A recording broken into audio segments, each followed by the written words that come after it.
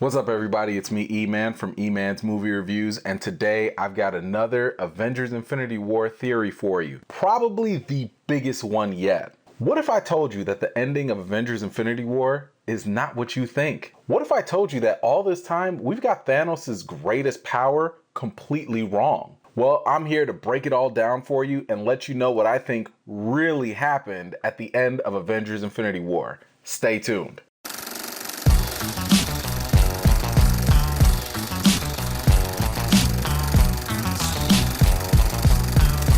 If you haven't already, please go ahead and click on the subscribe button, and while you're at it, click on that little bell too. Obviously, if you haven't seen Avengers Infinity War yet, this video is going to be incredibly spoiler heavy. So, spoiler alert. Luckily for you, you can always go check out my 100% spoiler-free review of Avengers Infinity War if you're interested. Of course, many of us were really impacted with the ending of Avengers Infinity War. Thanos snapping his fingers and killing half of the universe was certainly a shocker, especially given the fact that we lost some of our favorite characters. Yeah. Still hurts. Now, if we go along with the lines in the comics, we know that Thanos was able to do his most famous finger snap primarily because he acquired the Soul Stone. The Soul Stone was supposedly so powerful that it only could be wielded after one possessed all of the other Infinity Stones. Naturally, most people, including myself, initially would assume that once Thanos snapped his fingers and killed half of the universe, that he sent all those souls to the Soul Stone. For those of you who don't know, in the comics, the Soul Stone has another reality or dimension conveniently called Soul World. That's where all the souls that are captured by the Soul Stone reside.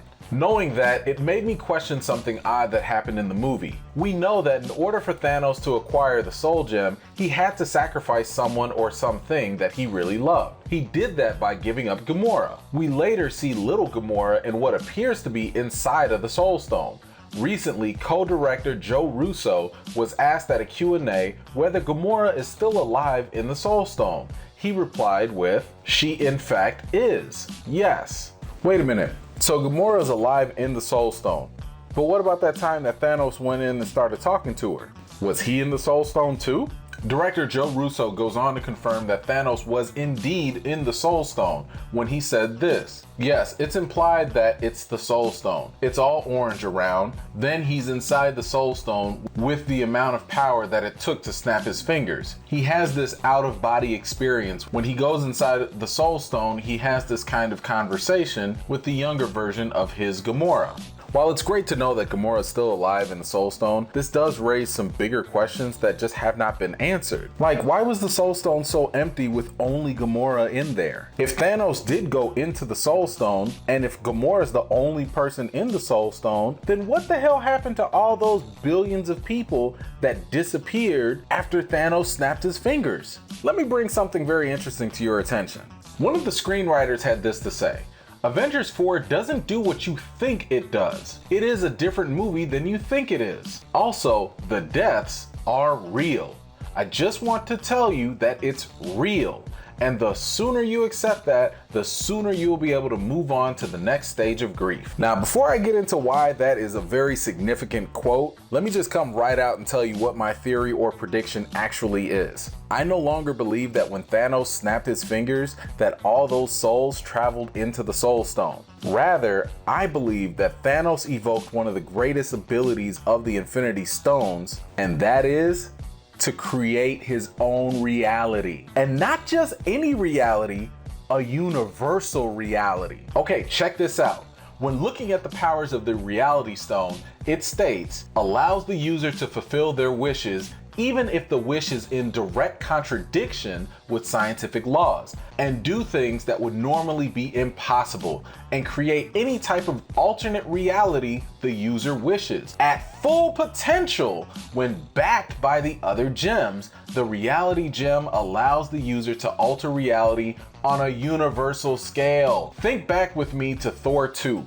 The Reality Stone was only being used to convert matter into dark matter. Whatever. That's small potatoes. Fast forward with me to Infinity War. When Thanos first used the Reality Stone on that place called Nowhere, you know, where the Collector was, with only the Space and Power Stone, Thanos was able to control the reality of the entire area of Nowhere. If you go back and watch Infinity War, notice the scale of the reach of the Reality Stone at that time. He didn't just affect the small area where he had a standoff with the Guardians of the Galaxy. He did the entire area, which we later found out was covered in fire and ruin. Now think about the reality gem's power. Once Thanos collects all 6 stones, the full potential of the stone can now affect reality on a universal scale. So when the screenwriters were saying that the deaths are real, guess what? They weren't lying. The deaths are real, so long as Thanos wants it to be. They're just as real as when Thanos sliced up Mantis and Drax or turned Peter Quill's gun into bubbles. Okay, now I know a couple of my fellow comic nerds are gonna give me a little pushback and say, but E-Man, in the comics, Thanos really did kill everyone because he was obsessed with death. Now that is true in the comics, however, the MCU version of Thanos, I believe, is really different. This version of Thanos is not obsessed with death. Rather, the MCU version of Thanos is obsessed with life and making life more enjoyable and peaceable for everyone.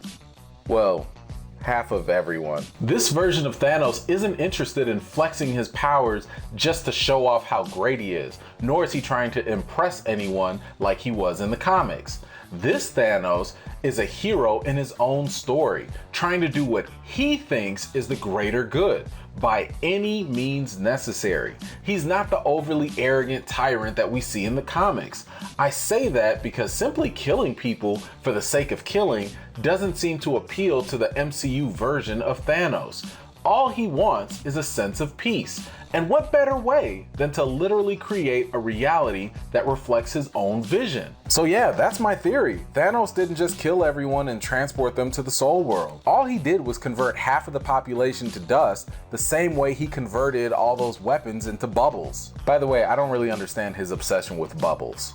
The only difference now is the fact that the Reality Stone is like way more powerful because all 6 stones are together. And he can create whatever reality he wants on a universal scale. So yes, the deaths that happen, they are real. We do have to accept that because that is the current reality. Obviously, we know that this won't be the permanent reality, of course, because we know many of the new characters will be coming back. I don't know exactly how they'll do it. Maybe in Avengers 4, there's gonna be some sort of time travel involved in some way, but I wouldn't be halfway surprised if the original Avengers find a way to defeat Thanos and we see that red effect disintegrating away on a universal scale, revealing all the people who turned into dust just becoming whole again. Well, that's my theory. What did you all think of it? Could it be that this is simply just Thanos being like the architect and we're just all stuck in the Thanos matrix? Let me know what you think about this theory, or if you have your own theories about the ending of Avengers Infinity War